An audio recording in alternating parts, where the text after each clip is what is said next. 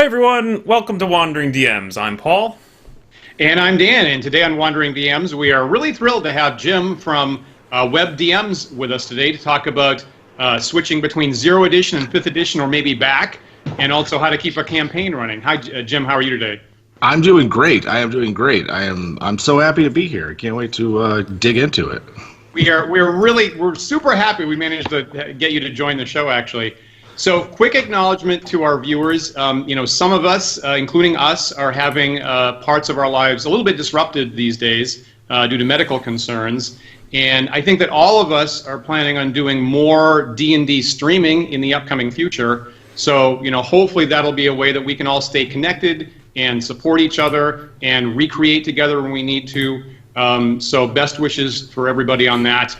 Take care of yourselves, and we hope that we'll be able to keep connected in the near future. So there's that. So Jim, I heard recently, so obviously you are really famous in 5th edition circles and advice. That's what I hear, yeah. And I heard that recently you ran a game using Zero Edition Little Brown Books for the first time. Yeah, these bad boys. Nice. So, it was great. I'd been prepping for it for a while. In fact, I'd come off of a 5th edition game that was like 100% custom content. Like I was pulling in stuff from Pathfinder and 3rd edition and updating it for 5th, all my own stuff, and was just like the weight of it all. It was just like so much. And while it was a blast, I wanted something simpler, so I sat down with the three of them and was like, I've spent I don't know how many years reading blogs and posts and Fight On and all the others, and like I'm just going to sit down with the three of them. What do I think? What do I want to do? How do I want to interpret this? And asked my wife Emma, I was like, hey, would you just run through a dungeon with one character and see how it goes? And she's, bold enough to give that a try. And I just built a dungeon according to book 3. And and then when I needed had a question, I was just like, I can figure it out myself. It's a palate cleanser. I love it. I absolutely love it. That's great. I was great going to use the exact same words, right? I think many of us get to that point at some point, and I was going to use the exact same words for we do that. Yeah. So out of curiosity, Jim, let's step back. Like when you first cracked the book and read through it, what was your initial reaction to the raw text? Ooh, so I had read through book 1 before as a player. I played in original D&D campaign for about a year and change. I don't know, 2013, 2014 or so, in Jim Johnson's game. He's put out the Book of Eris. Austin Jim is how most people might know him from, Dragon's Foot or something. And played in his game for about a year, got an enchanter, leveled my magic user up to 7th level, survived several deaths. Nice. Found out the most profitable way to go through a dungeon crawl is by myself, and no henchmen, no fellow PCs, just invisibility and ESP all the way, and taught another player that it's perfectly fine to lie to the DM, that's okay, and just that they don't need to know I cast a sleep spell on them. It's a death spell to those goblins, and that I loved the purity of it, and I got to play in this game, and my character Mithras, I've got all of his character sheets. That's one of my favorite characters, and I constantly talk about it. And so I've been a lifelong DM, and I was like, okay, I've played the game, I have all this DMing experience. I'm just gonna sit down with the books and read them. And of course, the first thing I thought was gosh, this needs an editor bad, and started making my own editorial marks because I used to do that for college admissions. And as I was doing that, realized that I'd started to make my own rules summaries and then my own rules clarifications. Yep. And then I was like, well, this seems weird, or this is a gap in the rules. What do I want to do? Yep. And found that because I, had been soaking myself in the best of the old school blog scene for as long as it's been around, at least 2009 is the first time I can remember finding, say, Grognardia. Yep. And using that advice to make my new school games better, I found that I was just okay, well, I've already ported over reaction rolls, morale, how to stock a dungeon, how to build a dungeon, all of that into third edition, fourth, and then fifth, it was effortless. And because there's so much less to have to scrape away, I'm able to build up what I absolutely want. And it's been really fun. You know, it's really interesting. I feel like I saw this play out recently on Twitter where somebody was sort of, somebody pitched, like, somebody explained to me the OSR, and I saw a great response that was like, well, the whole, like, violence, roll dice really is not an original D&D-ism. It's more of a third edition era kind of style of play. And that there's this kind of prejudice, I think, that old school must mean all combat and no role play, which I think is actually the opposite of the truth. Yeah. It was what drew me to old school in the first place. I started D&D at the tail end of second edition, and while I had like the 25th edition Silver Anniversary box set, so I had like the Holmes reproduction that came with that, I think. And I'd flipped through that and been like, this is weird. And ran through Keep on the Borderlands and the Against the Giant series that came in with that as my first time I ever DM'd Dungeons & Dragons. I played Warhammer before that. And just was like, okay, this is all part of just D&D. You know, I didn't see that much difference between that and, say, late second edition. And we made characters with the full character options, the black bound books with the splitting a stat into two and all that stuff. And I found that third edition was simpler. I got it. I was the first one in our group to pick it up as a DM, but that it was that combat. And I was constantly saying, like, gosh, I would love if somebody talked to an NPC. Yep. I would love if somebody didn't just like look at everything and see it as a pile of loot and XP. And when I read, say, Philotomy's Musings or would go on Grognardi, I'd be like, oh my God. So one of the first things I did was stop giving out XP for monsters slain. And that changed a lot of my third edition games entirely. And then from there, I just started incorporating the best of wherever I found it. And it was a seamless fit because to me, it's all D&D. Fourth edition is kind of the outlier in that. But the rest of them, I feel very comfortable taking one thing from one and putting it in another and just running with like it's D&D to me. Yeah. We just had, so last week we had Zach Howard, who runs the Xenopus Archives website, who I think is the currently the world's expert in that Holmes Basics set. And it's funny because, you know, that original D&D product really did need editorial oversight. And I think that Holmes was the first one to show what that would look like. And then other days I wrestle with the fact that the fact that we need to interpret the little brown books and fill in the gaps, maybe that's what hooks us in, is like you need to, you know, customize it and make it your own. So from day to day, I'm like, gee, I wish it was perfect to begin with, but then maybe it wouldn't be so intoxicating, you know. Yeah, because you find yourself defending them even though they're kind of indefensible in some ways as products.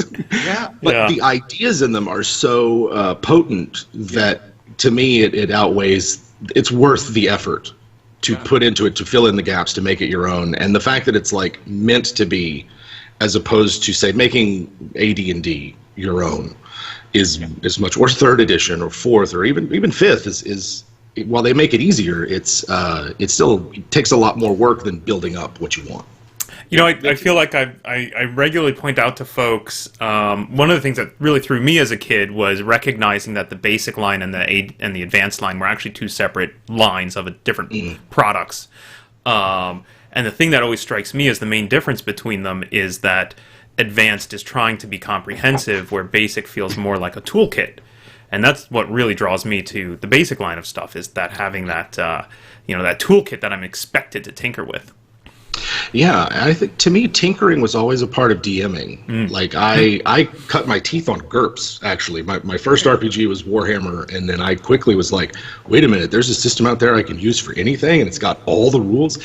And so like the math didn't bother me because I was already putting together vehicles and GURPS vehicles and and other things as a teenager. And so the idea that you put together the game you want was very much ingrained in me from an early age before I ever ran into D&D.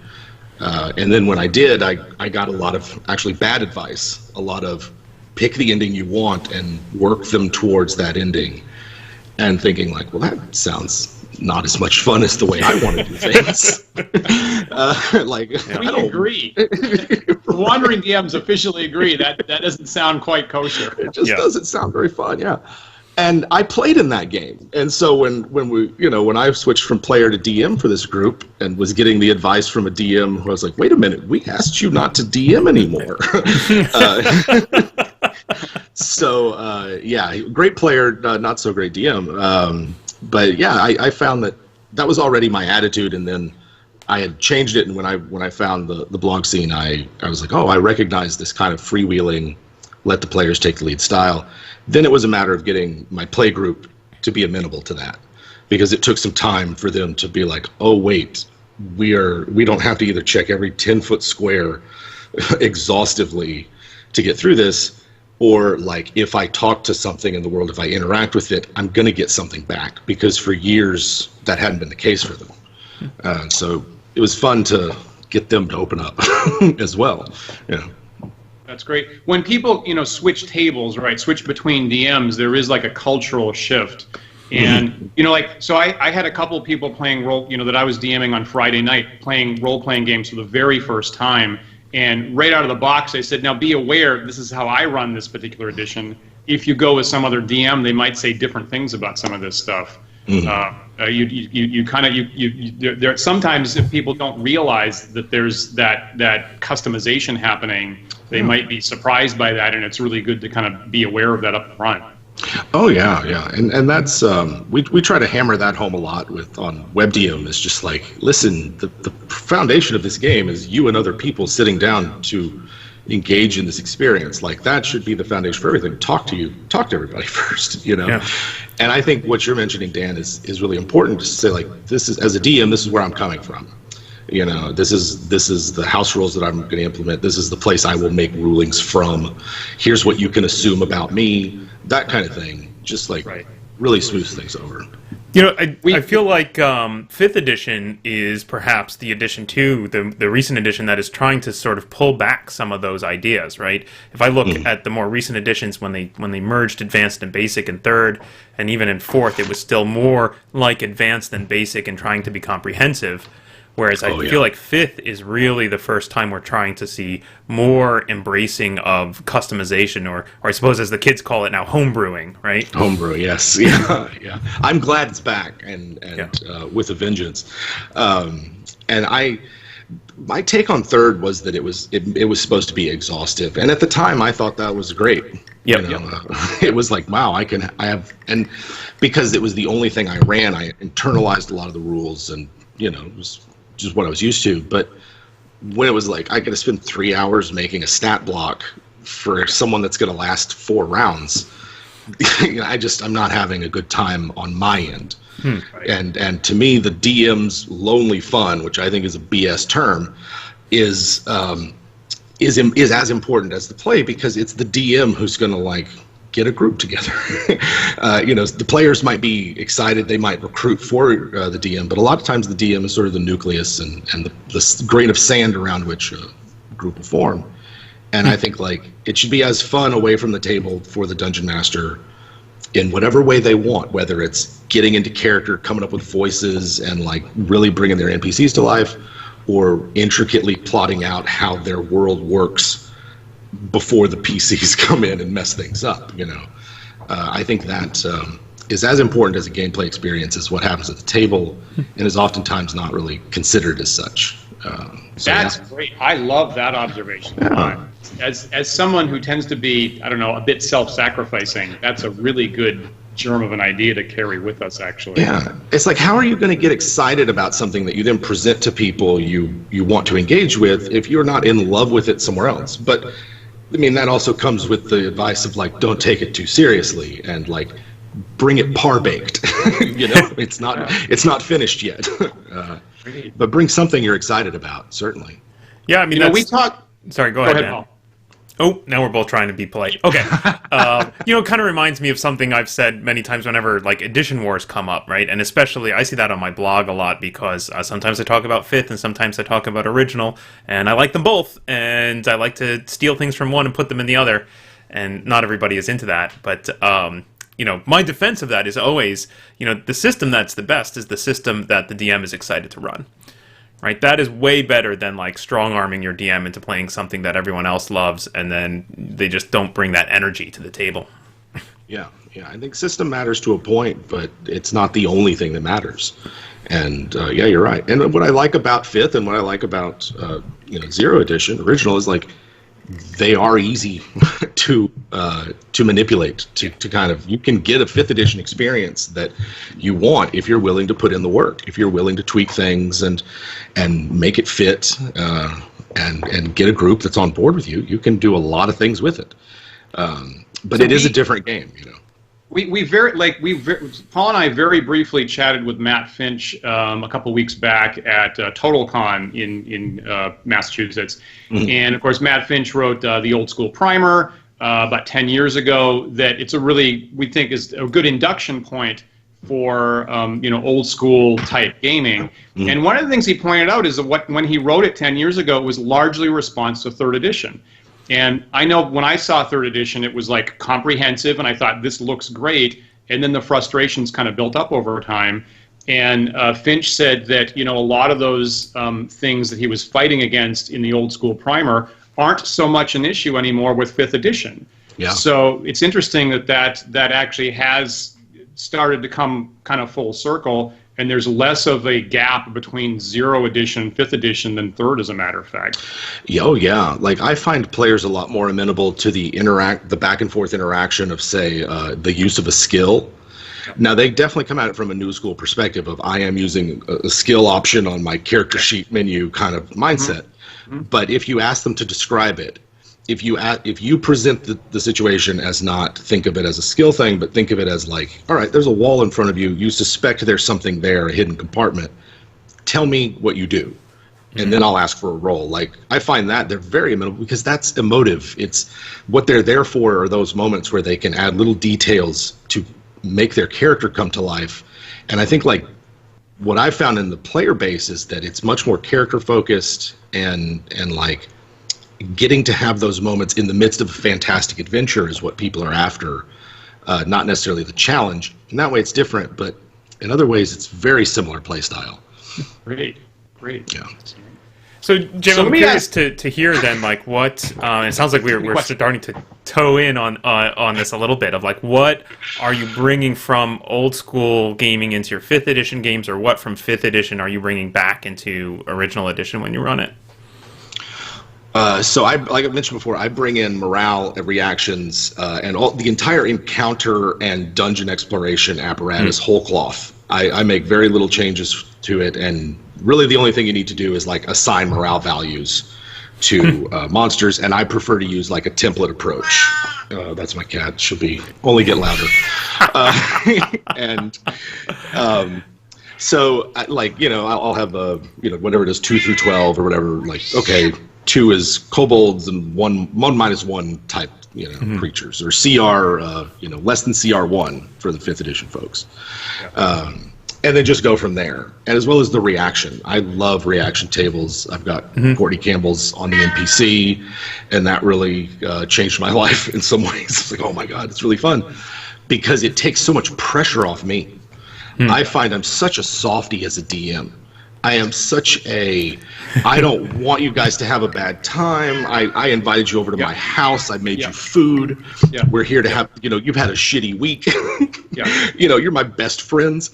Yeah. And so in order for me to be the bastard DM that the dungeon requires, that the game requires, I like to have the fence of, the reaction told me these guys are trying to betray you.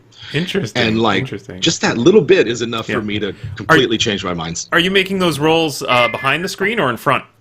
In front, and sometimes I let the player roll one of the reaction dice. Yeah, that's great. That's good stuff. Because I think you can't just give them the 5th edition charisma bonus on a 2d6 table. It's going to just throw everything off.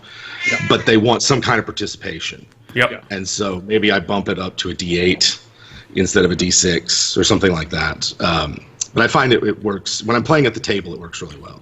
I feel like I are both...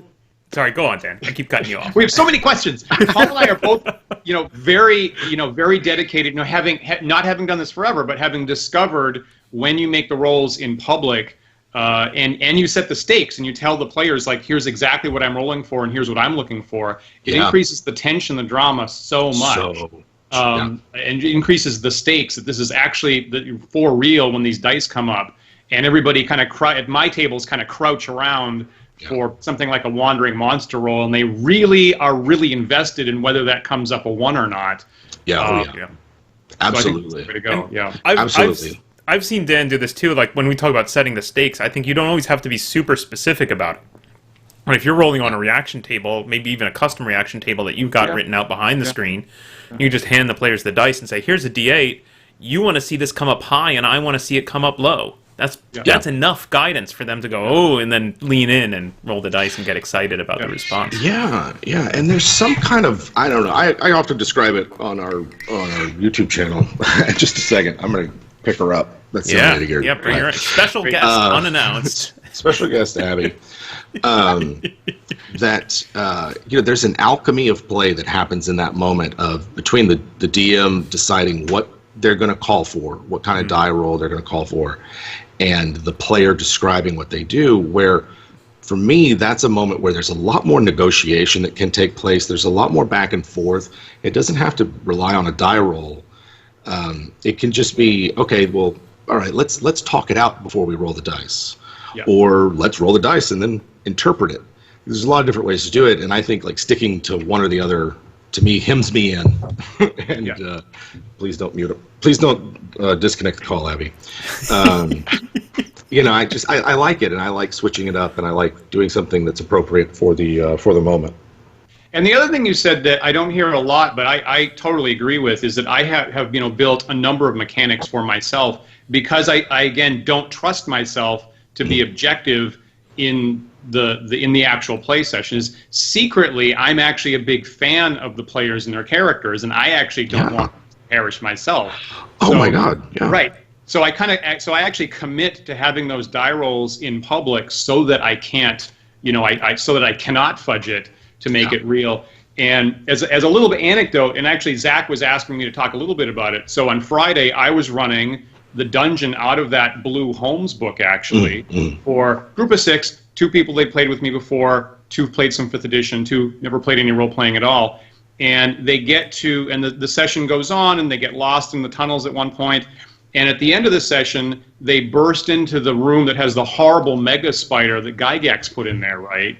And at that moment, I'm like, well, this is really bad, and I'm starting to feel bad that these people's first experience might be a series of fatalities. Well, the spider bites the first one of them. I ask for the first save or die, and they fail it, and everybody's really excited. Like there's a lot of drama going about this, and someone's trying to escape and open the door, and they're failing their strength checks to open it, so they're locked in with it. And the poison's knocking down one at a time, and they're all screaming with delight and excitement and horror. And half of them got out and half of them didn't. It actually was totally the spectacular climax of the game that I was really worried about going into it, but it turned out to be the most exciting part. And I couldn't predict that, so Oh God, it's the number one reason why I roll without a screen. Because the temptation to go like, ooh, I don't know, or are they going to be okay with this, is like completely eliminated, and I have not regretted it since. In fact, it touches on a recent video we did about fudging die rolls, and to me, there's really only 2 ways in which I would check out the video if you want to see it. I don't want to repeat myself, but like that moment of delivering those experiences, that came when I realized that for me as a DM, I need firm boundaries on what I should be doing. That to think of myself as controlling everything else in the game world the way many rulebooks do was overwhelming me. And so like setting up mechanics for myself and mechanical rubrics for myself, it was a really great way of giving myself that. And then I found that the beauty of emergent play.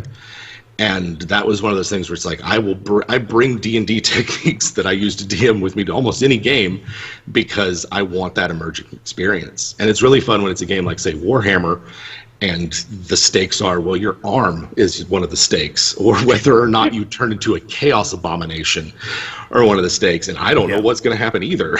It makes for a really wild ride.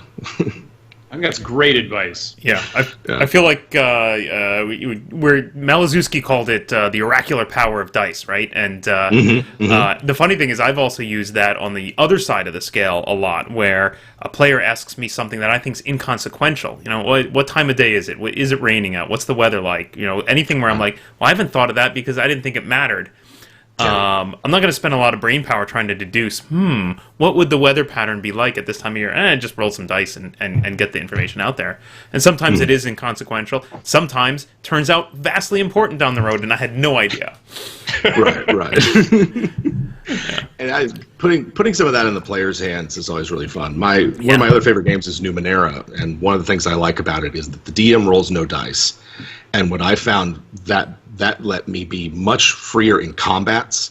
My combats became much more freewheeling, much more epic, and sort of cinematic. And I think the system really supported it. But it's kind of one of those where sometimes I like playing D&D where it's like, I'll roll the dice when I'm ready. If there's a reason I can give the players to roll the die for something, I usually let them have it. If only because it's like, I didn't roll that. That's you who did that to yourself. If something terrible comes up. I had a critical hits table up until recently, and I thought it was too complicated. But specifically for critical hits on the players, I would make them roll it. It's one thing I would make them, and it was a percentile base, and it could be instant death. And I was like, you roll those percentile dice, and it really just felt like hot and cursed and horrible as they picked it up to roll it, and it was really high stakes. Yeah, and I think that that's the difference between the baseline 5th edition experience and other games, where the baseline 5th edition experience is that at the end of this session, you're going to have the same character, except maybe more powerful. And I am in the game, I play games to have to erase things off my character sheet, to have to adapt to changes I didn't expect. I play it almost to outwit the DM if I can, in a lot of ways. And so, like, from a player perspective and being a part of a wire player base, I find in that sense 5th edition doesn't deliver the kind of game that I want, but these others do. And I was worried, to switch things up and confuse it further, from a DM's perspective, are players of 5th edition and other games where their character is not necessarily in jeopardy beyond 2nd level, are they willing to play a game like, in this case I'm thinking about Warhammer 2nd, but original D&D or something where the lethality rate is much higher and maybe don't get attached to those early characters as much. And I found that, they love that. Like, that it's a way to push a button that it doesn't get pushed with mainstream D&D. Yeah, that's great. When I introduced the new players on Friday, I held up the little brown books and I said, so we're running original D&D, and I will tell you that original D&D doesn't care about your feelings very much, so don't get too attached to these characters. I said, I care, but the rules don't. Right. I'm actually surprised at how much advice is in there that's like encourages you to actively deceive not just the characters but the players. And sometimes I can see that. Like, I'm always the mapper. If I'm playing old school, I love making maps as a DM. I don't mind interpreting the Dungeon Master's descriptions, and like that my map's not going to look like theirs. and so I was reading the section where they're like, oh yeah, this is a room labyrinth, or these are shifting passages that are meant to confuse. And at first, my notes is like, WTF, Guy Gax, like, what's going on here? but then taking that principle of these things are here for a reason. Like, if something sticks out as me as like odd, I'm just going to roll with it and realize, like, well, that's working on a meta level. You're playing the game at the game level and the meta game level at that point. And you're playing not just your character, but against the DM. And there's not a lot of games that are actively adversarial like that in a fun and engaging way. There's a lot of dicks out there who play adversarially. Well, you're right. So, real quick, there's been a little bit of chatter going on in our chat stream here about rolling dice in the public and fudging, whether it's good or bad. Jim, sounds like you have a video about that up on WebDMs, and maybe we can quickly plug where folks can find that.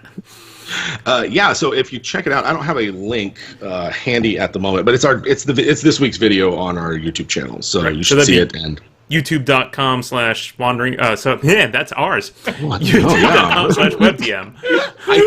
I think so. If we have, this is how much I know about the back end of this thing I'm a part of. It's a good thing I have some partners. Great. I believe that will get us there. Speaking of tricking the players. Right. Yeah, great. The other thing I'd love to draw out of you a little bit here is just for the specifics on your how you're using morale in 5th edition. Like, what kind of roll is that? Are you using any stats from the monsters? When do you make the roll? Can you give us any specifics? I usually I kind of have 3 sort of rough guidelines for it. So I'll have my universal morale table, and if it's one of the myriad of D&D monsters that I'll pick from, I'll just assign it usually based on their CR or something. Aberrations and undead have high morale because they're aberrations and undead. Yep. Constructs similarly, whereas like Fey creatures might have a low morale just because they're just not in it. Their heart's not in it, And a lot of times it's contextual. I don't have like I haven't gone through and assigned all the monsters a morale score. And then it's like, okay, based on the reaction roll, I will determine when I make the first morale check. So if the reaction roll was like neutral and the players brought the fight, then it might be first casualty. Okay. But if it's, if I rolled hostile and the players were ambushed, then it might be, 25% casualties, 50 leader dies, something like that. And a lot of this is fueled by the fact that I have a master's in military history. And so I've read a lot of like firsthand accounts of people in the late Renaissance and through early modern, what their experiences of battle were like. And so it informs a lot of how I play the enemies. And what I found was that when I started having enemies surrender, run away, drop their weapons, get scared, like do something other than video game auto attack, the players responded. They were like, this is new. What do we do with prisoners? Yeah, that's great. And like, then you start having philosophical and questions of morality in your D&D, and it's not a BS alignment argument. Yep. And everybody's like, "Did we play D&D?" I was like, "You're damn right we did." That's great. That's great. And are you using the 2 to 12 rating with a 2d6 roll for that? Yep. Yeah. I find more and more as I game, especially if it's D&D, I keep basically 2d6 and 2d20 nearby, and even for 5th edition. And a lot of times I know that dice are a sacred part of the culture, and I'm glad for it. I have a ton of them. But when I'm behind the DM screen, figuratively, I find that they're very distracting. And so I want as few as possible, and I want very clear ways of which I will roll them. And really the only thing, just to kind of briefly touch on it, that I roll in secret is like number appearing type stats, things that are purely for my benefit. But otherwise, it's all out in the open, including like morale, reaction, things like that. Yep, that's great. And I agree also that like I have the fewest amount of dice at the table when I'm DMing usually, and it's pretty close to. I mean, we saw Bill Webb running a game with 30 players, and all he had is just 1d20 and 1d6. It can be very elegant like that. And frankly, I feel like you have to see the Little Brown Book rules to realize how minimal and how stripped down it can be like that. Yeah. It was almost to the point where I was reading them, I was like, surely someone out there has like squared the circle between chainmail and OD&D and like merged the two. And of course, the minute I went looking, I found multiple ways that people have done that. And that's when I was kind of like, maybe for me, I want to play that. I don't necessarily want to run it. I would love to play that game. But when I think of running it, I think of it's a little too different from what I want. But yeah, it was similarly with Matt Finch. I played in his Jordoba campaign a couple of Gamehole cons ago, and was just really impressed with the fact that he stood up, barely any notes, barely any die rolling on his part, and most of the casualties was just because we were being silly and stupid, or impatient a lot of times. And that for the most part, it's mostly reactive. Like once the stage is set, and that's a great appeal to me as well. So we've got a follow-up question here from Ash. who's asking about like when the monsters when you get to that morale check and the monsters run away, how often do you find that your players are trying to chase them down versus some other kind of reaction? Ooh, well, if I'm not giving XP for monsters, rarely will they chase them down, unless it's like a personal vendetta thing. Unless it's like I am out for this monster, you know. And these days, my monsters, when they run away, might Misty Step, they might plane shift, they might do any number of things other than just move. They might burrow. I love burrowing.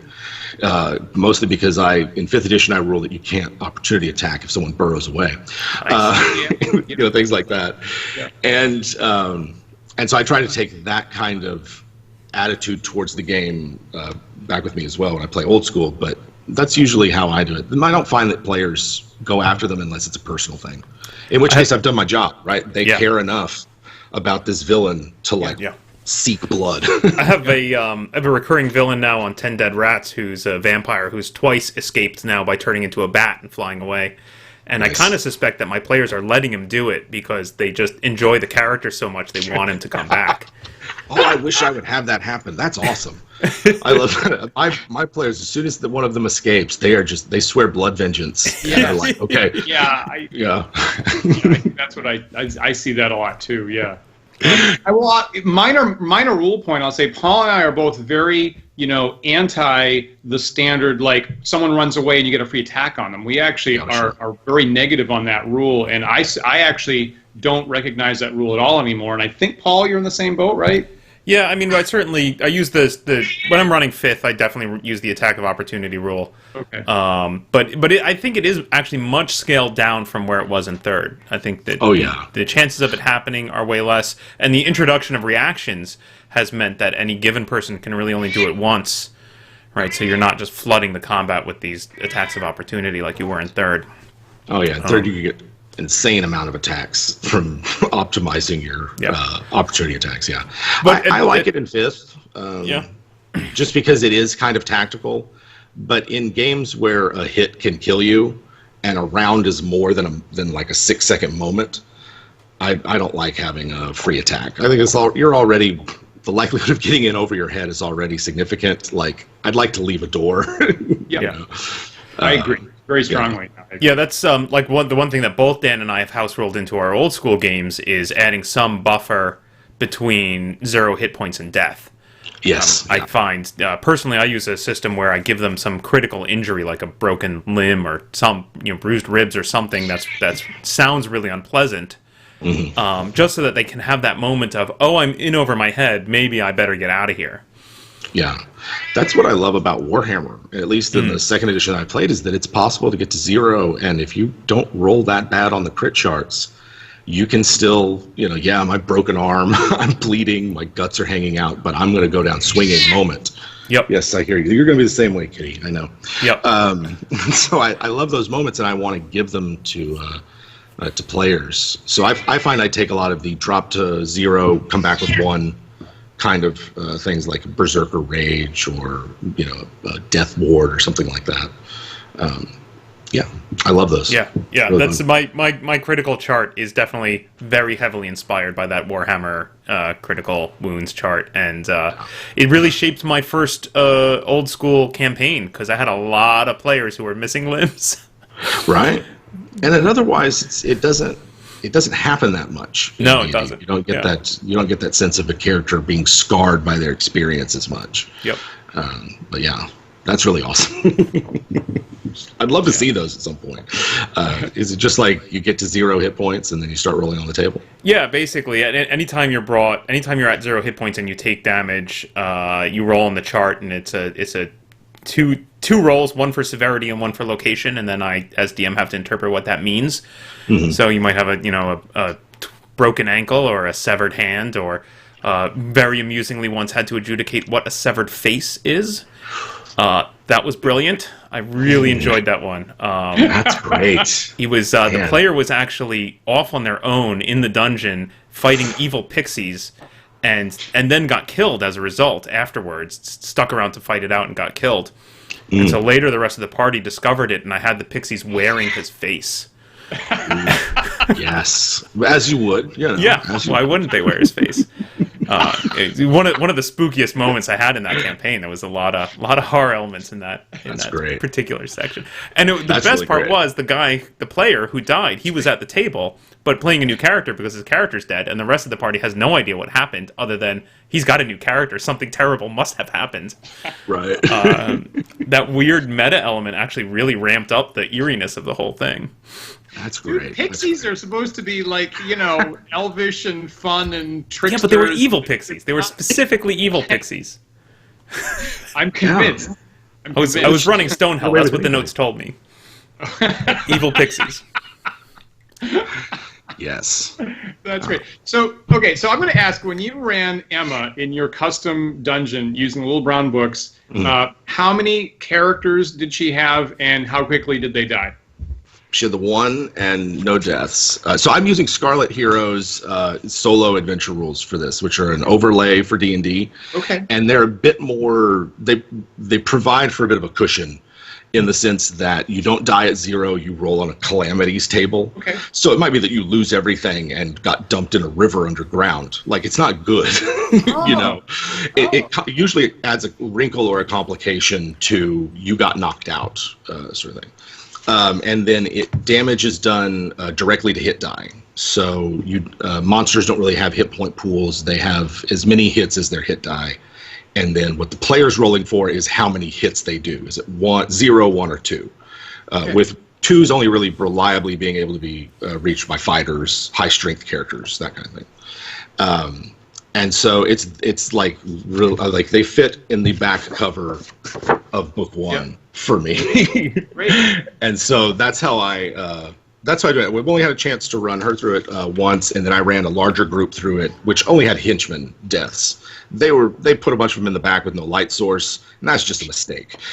Like, they're just begging for those henchmen to get picked off. And they did. But none of the players, most of the players were in the 2 through 3 level range. They were pretty hardy, and so they survived just fine. I like that idea of a calamities table for that, actually, to like end the action, because kind of, as we said before, it's actually not something that I would think about on the fly, and not something I would trust myself to be like, I would always be gentle with that if I thought that was an option. Yeah. And there were a number of solo play suggestions in Strategic Review and the original Dungeon Master's Guide. But anytime I would run a single, character through it, basically the first wizard with a charm spell or the first fighter with poison, you're finished at that point. Yeah, so that's actually a really nice addition to make that more playable. Yeah, so in this case, this game would recommend that the player play out that time spent charmed, and have to deal with that and seek ways to end the condition themselves, right? Like being attacked too much, or being, arrange for antagonism between the caster and the charmed, if they can. It's a lot of advice for how to adjudicate those type of situations and make them adventurable moments instead of campaign enders, which I really liked. But you also have to have a player who's willing to lose all their stuff and be captured or be put under a spell. It does require a different player mindset, I think, than what a lot of players I played with would do. A lot of trust. Like that would open up a lot of options, actually. That's nice. Yeah. I did forget. There's a sort of a third component to that, which is every character has what's called a fray die, which is automatic damage dealt for being in combat with this character. So for a wizard, it represents like magic missile or even a lesser type of combat spell. For fighters, it just represents elbows, kicks. The fact that you're swinging a giant sword around, so it's extra damage on top of what you would normally do. It's automatic. And so it increases the survivability. The times that I played, I had a first level fighter who took on I think 6 skeletons at once, and because of that fray die, I survived with barely a scratch, not even half hit points. That's interesting because the standard rule to begin with was whatever the fighter's level is, that's the number of attacks they get, and on the one hand that becomes burdensome. And I also don't like the fact that there's this radical switch between a 1 hit die creature and a 1+1 hit die creature where you're taking out 12 of the one and just 1 of the other. So that's actually kind of a really nice alteration to that rule that usually bothers me. And it scales with your hit die, so you always get that fray dice against equal or lesser hit die creatures. So as you go up, it scales. Yeah, But then it's like we ran into a 4 hit die white or something, and it mopped the floor with us because we didn't get our extra damage. And so it did fine against the skeletons, and then really struggled against that fight. But it also was an epic moment because we got this moment as first level D&D characters of taking on 6 skeletons and a white, no cleric, a fighter and 2 magic users basically. And we were supposed to be a solo game, but then more people joined in as we kept going. And it was like, oh, you find more people in the dungeon. But we had this heroic moment taking out the skeletons, and then like the Lich King gets up, and it's like, oh wait, 4 hit die. But as we whittle away the hit die with successful attacks, eventually it gets to 1, and now it takes the fray damage. So it kind of escalates things in a fight against a larger creature as well, because you're doing direct hit die damage. You have a chance against larger creatures, but you still have to play smart. You still have to have that edginess and craftiness that old school play demands. Nice. So, Jim, if I can ask, Sure. the white box D&D games that you're running here, is this just for fun, or is this some research for some future something we might see out of WebDM? I hope it becomes fruitful. A lot of it is adapting it to my homebrew world, and so I have 2 at the moment, which have a shared cosmology and the like. At the moment I'm adapting D&D to the more you'd call it standard fantasy of those. I'm avoiding the post-apocalyptic Mad Max meets D&D style campaign world that I have as my other one. I would like to. I think it's fun. I took as just a project for myself. I took the Dyson Logos maps for my private Jakala, sort of that massive web of sewers and cellars and everything.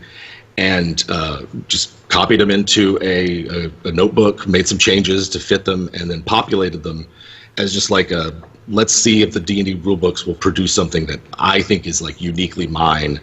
And it ended up with me having to make my own custom wandering monster charts and stocking tables, and a lot of that I found really fun exercise in world building and figuring out how this will all fit together at the table.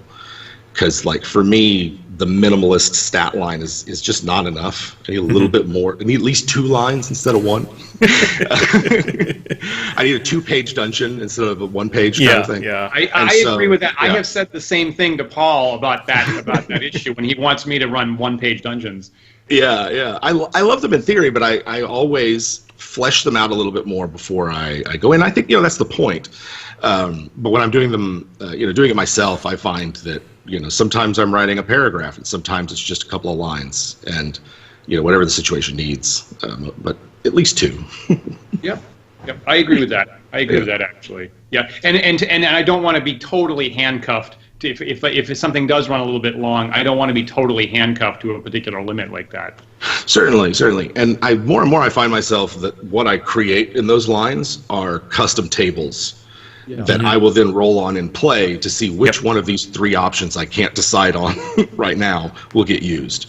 And that still retains that moment of excitement and uncertainty for me.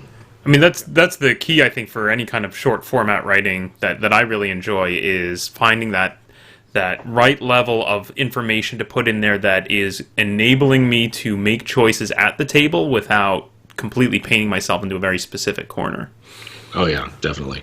The challenge I'm finding is as this goes on longer, especially like this being WebDM and sort of like being a D&D content creator, I guess you call it, is that writing for myself as a DM versus writing for a public audience, that's been the biggest hurdle for me, if only because I have these very high standards for what I want and feel like should be presented. And so I feel like bridging that gap has been something that, like, it's been a fun challenge, but it's also been like I've had to create new habits for myself and create a lot of, like, say, populating an entire 23-page or 23-map dungeon was to get me thinking and writing and creating D&D content in a different way than I had up until then. And so far it's been successful. I've had to really, like, force myself to remember not to beat myself up for when making content for publication versus myself about how lengthy it gets. Because I think when you're writing for yourself, right, you can really minimize the text of some just couple of words that will ignite that spark of memory of, oh, this is what I was thinking. Right? I've recently been working on a thing I ran maybe 10 years ago with 5 pages of notes, and I've started to try and write it out for publication, and I think I'm on like page 20 now. And I'm like halfway there, so yeah, you definitely have to put more on the page when you're thinking someone else is going to run it other than you. Certainly, especially the more personal it is, the more you can't just rely on standard tropes and things like that.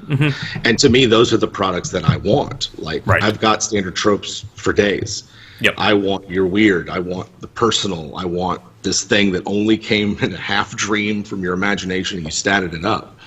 And so I find that, like, making all of that work with a product that is going to have a wide appeal is a challenge I'm excited about facing. Awesome. Because one of the things about WebDM that's still impressing itself upon me, we're coming up on our 5-year anniversary next week. Congratulations. And, we got a special video for you guys, so if you're fans of the channel, hopefully it's ready for you by next week. But it's been accepting the place that WebDM has put me. And for so long, like, I'm an internet lurker. Like, I've been on every forum, every blog, but I rarely post. I rarely comment. I don't usually get engaged. And so it was the same way right before WebDM. And so when my friends said, hey, we can make these video series, let's do it, I found that I enjoyed it, but that the changing nature between, like, it being a personal hobby to something that's public has been one of those that I still go back and forth on. And the more people ask for us to publish something, which of course is natural and people want to see and they want to use it in their games, the more I struggle with that. This is what I do for myself.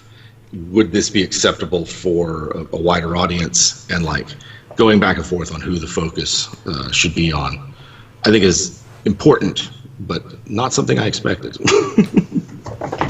It's a tough struggle. I feel like it reminds me a lot of the project that James Malzewski did with his Dwimmermount book, right? Where I think he really struggled with figuring out how to take what he was clearly enjoying running and enjoying writing about obliquely in his blog, and then translating that into something that's actually usable by other groups. It's tough. Oh, yeah. It is, yeah, because when it's just for you, it's all the good parts. Yeah.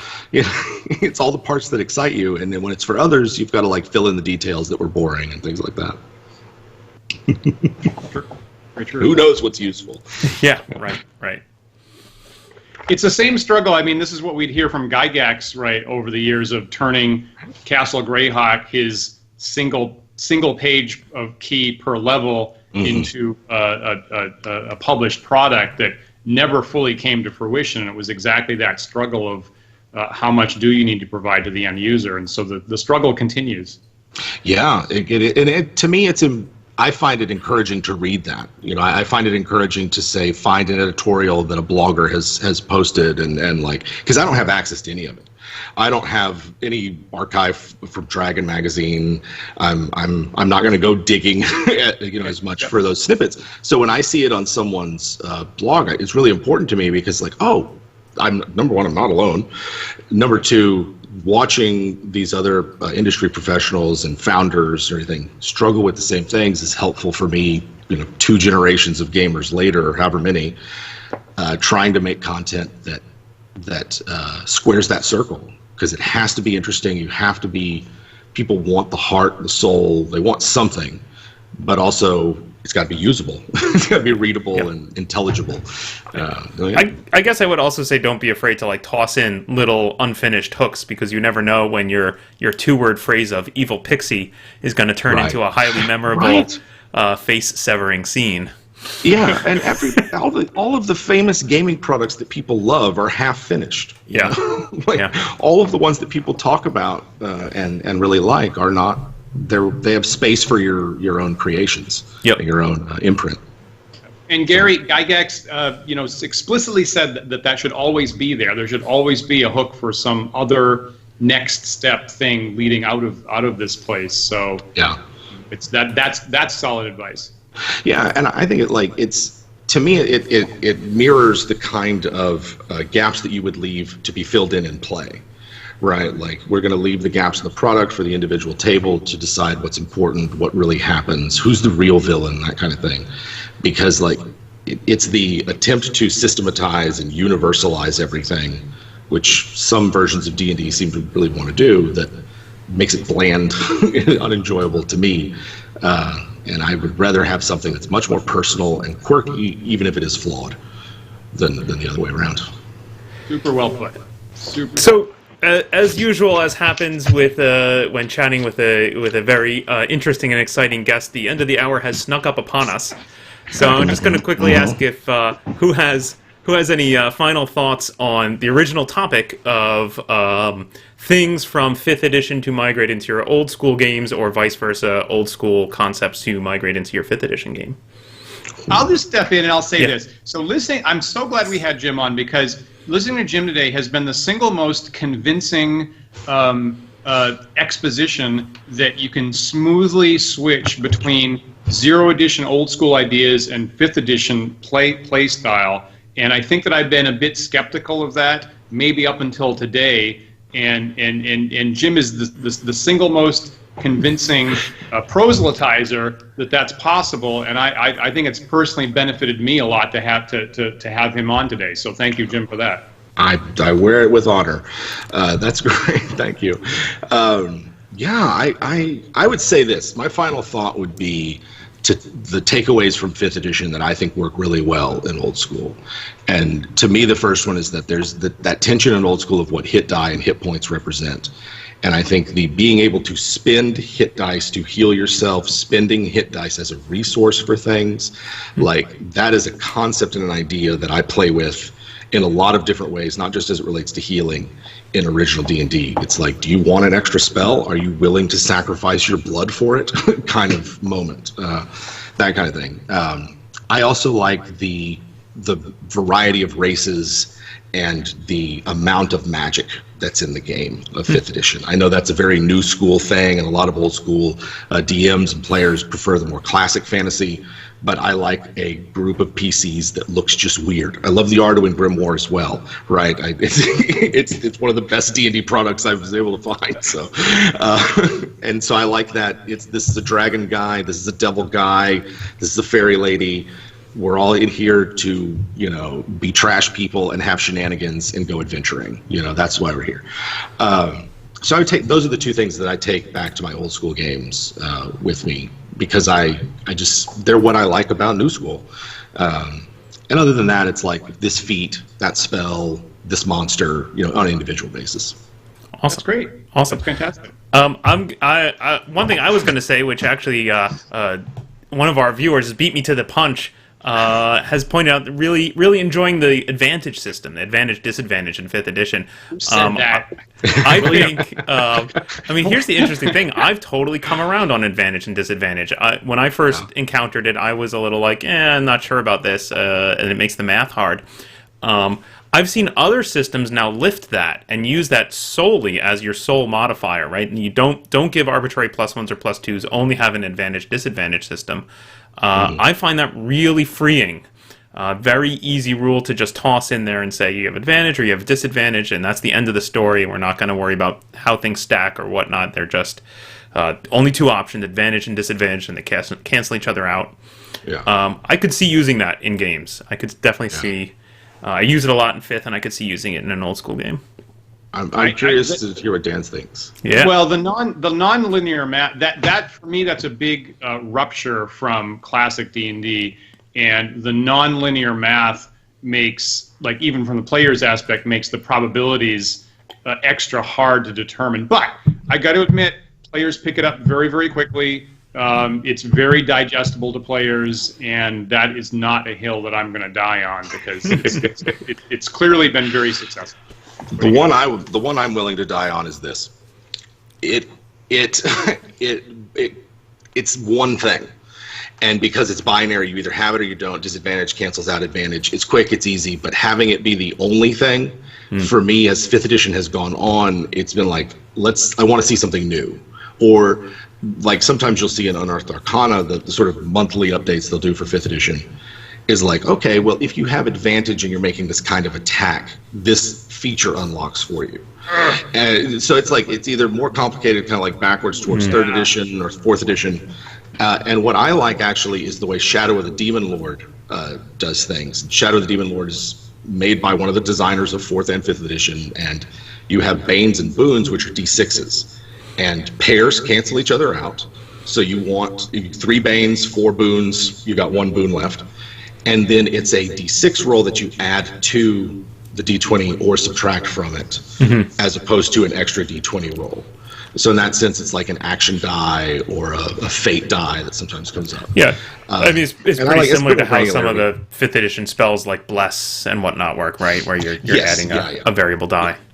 Yeah, and I think that at one point in the development of Next, proficiency was going to be an extra die that you roll instead of a flat modifier. And I think it's in the DMG as well for 5th edition as a variant. So, yeah, I think that that's sort of my opinion on Advantage. When it first came out, I loved it, but now I want to see more.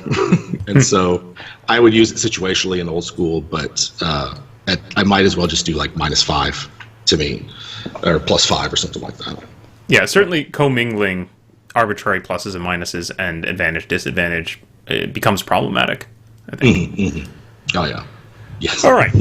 Viewers, if you have any opinions on advantage and disadvantage versus flat bonuses versus die bonuses, I don't wanna let hear us that know. part. Drop I us a wanna hear comment anything other than that. in the chat below. Or if you have other thoughts of rules that you like to adapt between old school and 5th edition in either direction, we'd love to hear from you. Drop us a line, let us know what you think, and maybe that will spin off in another show down the road. That's right, and big thanks to WebDM Jim for being with us. This was a really great episode, actually. And if you'd like to see more of WebDM, look for their channel on YouTube. Go to YouTube, search for WebDM, and you could see the thing that fed into our discussion today, actually, is their discussion on fudging dice versus rolling in the open. They had a whole episode last week about that you could watch. And stay tuned for their anniversary episode that's coming up next week, actually. Hopefully. Okay. Or shortly thereafter. We hope so. We hope so. Excellent. And also look for their pay. And if you'd like to support them, look on patreon.com for WebDM as well. So you could do that. Remember that you can like and follow and subscribe to us on YouTube and Twitter and Twitch by the handle Wandering DMs on all of those sites. Our show is also available as audio-only podcast format. You can find that on wanderingdms.com and also all the major podcast carriers such as iTunes, Google Podcasts, etc. If you are listening to our show on one of those carriers, please take a moment to rate and review us. That really helps others find our show, and we super appreciate that. That's right. And thanks to our patrons who support our show. And if you'd like to join them, please visit patreon.com/wanderingdms. And while you're there, you can also look for WebDM and support them at the same time. Would be even extra fantastic. You'd be rolling with advantage, so to speak. Don't forget, we are live every Sunday at 1 p.m. Eastern Time. So please join us next week for another thought-provoking discussion. We'll see you then.